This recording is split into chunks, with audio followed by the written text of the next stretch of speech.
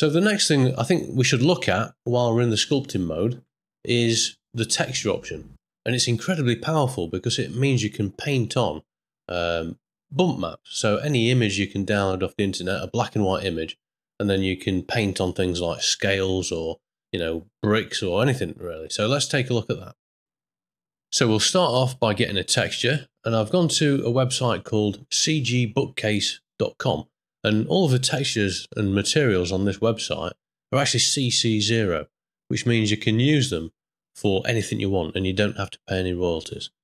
So I've gone with, if you just go back a page, I've gone with the rock category because I couldn't find any, specifically for dinosaur or monster skin. So I thought a rock would be a good alternative. And this one here looks pretty good. Quite a nice, lumpy dinosaur sort of look.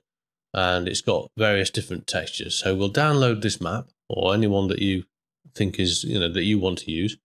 And make sure you get the highest resolution you can, so 2K in this case. And we'll make sure we choose the workflow's metalness, roughness, download it, and then back in Blender, let's just open the side panel. We'll choose the brush first, and then we'll go down to the texture section, which again is identical to the texture option up here. And I'll go to the texture panel on the right hand side, and we'll click New. As soon as we click New, we get a new texture created inside of Blender, which is accessible in this texture panel on the right hand side. We're going to keep it as image or movie because it's going to be a 2D image, and then we'll load in the file we've downloaded, and we want to get the height map. So the height map here is the one that's got the sort of the most gradual transition between black and white. That will make sure that we get a nice result on the sculpted mesh.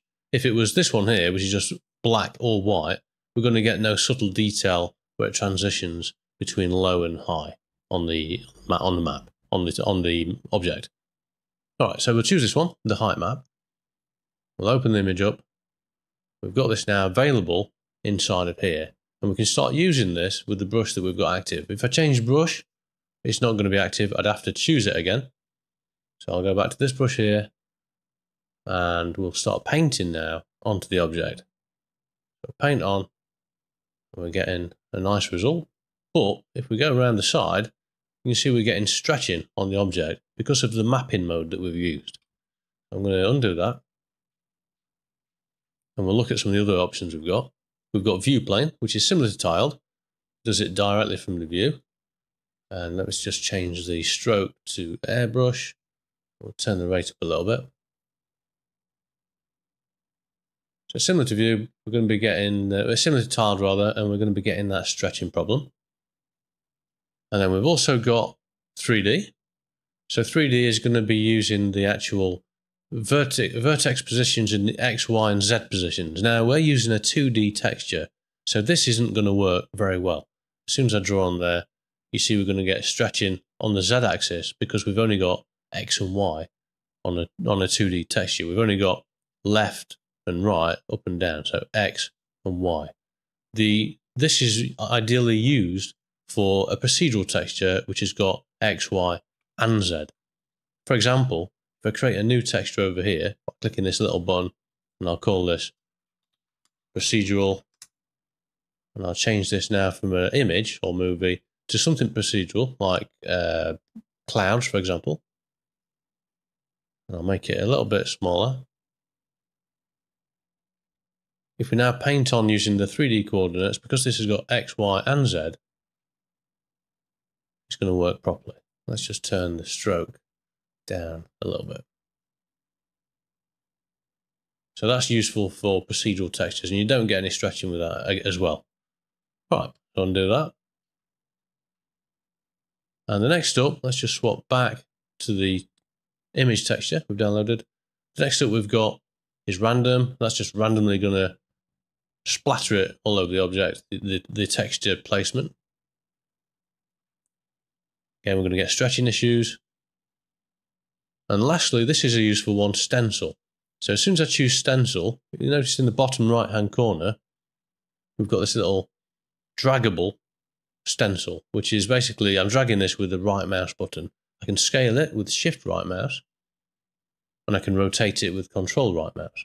We can place this over the object to paint onto it the particular part of this image that we want for any part of that model. Again, we've got to be careful. If we go to the edge of the object, we're going to be getting stretching, obviously, because it's projecting from a set place, which is only really ideally used on parts of the object which are facing the camera. You've got to be careful not to go over the edge, otherwise you're going to get that harsh transition there. Let me just undo that. And saving the best till last, I would say, is the area plane mode. This will base the texture coordinates on the geometry normals to make sure you don't get any stretching at all. And it will also work with procedural textures as well. So if we choose the procedural texture, it's still going to work with that. So there's not really that much advantage over using the 3D mode, even for procedural textures. So I'll just undo that.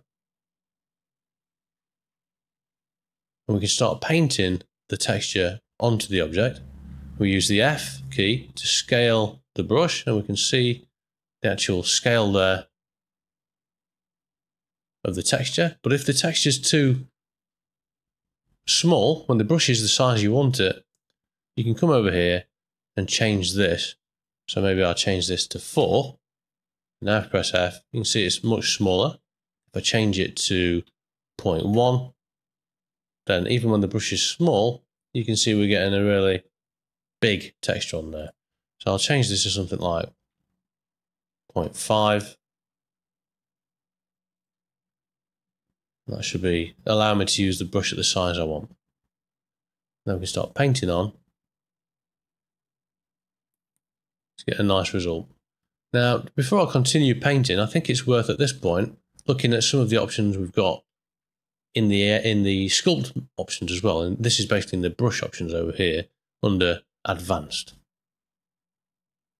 So we've got the brush settings, again, identical to what we've got available here. Now the sculpt plane, you'll notice, says area plane as well. Now, even though both are set to area plane, the sculpt plane is different to the texture mapping. So this controls the placement of the texture. This controls the movement of the vertices in relation to the mesh.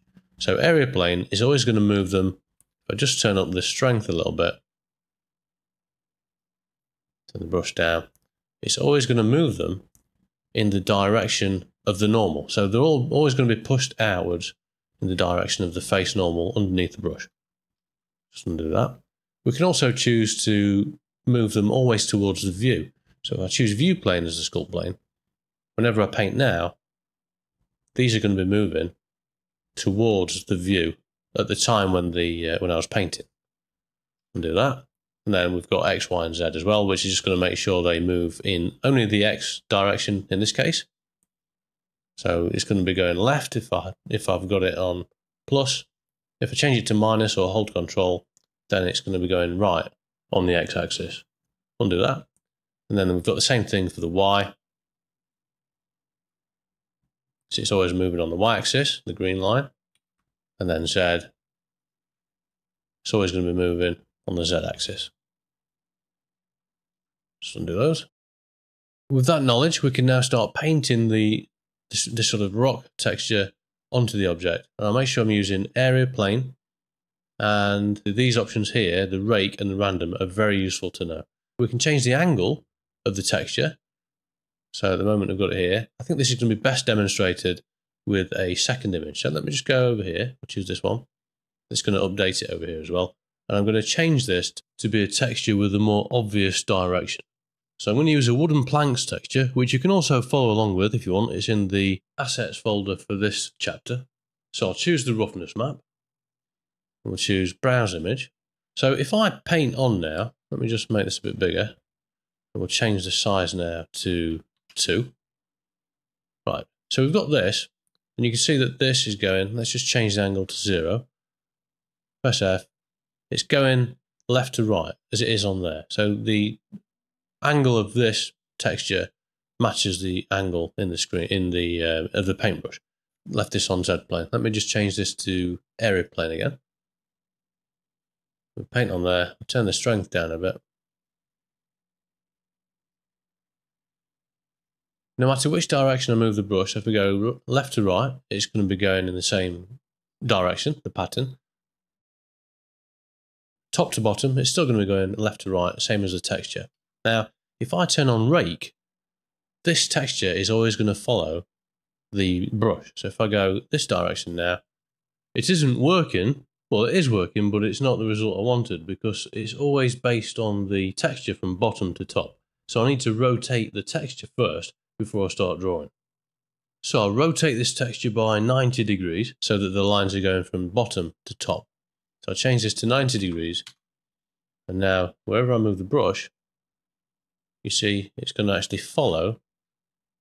Make it a bit smaller. It's following the actual movement of the brush. So that's what the rake does. And the random, obviously that just randomizes it. So that's very useful to know if you're using a texture with a very obvious direction that you want to follow the movement of your brush. We'll go back to using this one and we'll start painting the result on here. I've overwritten that by accident, so let me just bring back in the one we had before, the rocks. So just start painting across the object, getting the settings you want, the right strength and things, and the space in between each sample using the stroke settings. And if you find it quite annoying that as you zoom in and out, the size of the texture changes, you can go into the brush settings and then under radius unit, change it to scene. And no matter how far you zoom in or out, it will always be the same size texture. Whereas if we change this back to view and we're zooming in and out, then the texture size is always going to be increasing or decreasing based on how close to the geometry you are. Change it back to scene. And there we go. So we've got a nice sort of more interesting look to the monster. And if we want to get some really small details, we can do that. But we're probably going to need to increase the resolution of the object. So I'll do that now. I'll press R to zoom out a bit. That should be fine. And I'll press Ctrl R to remesh. Give it a second. And that should hopefully give us a little bit more resolution to get some finer detail. I'm just going to come back out of sculpt mode into object mode, right click, and I'm going to turn on shade smooth now so we don't get that faceting on the object. So we get a better idea of what it's going to look like when we render. So that's how we can use texture brushes to create different effects on the object, which again obviously would be impossible to sculpt by hand, all this really tiny detail.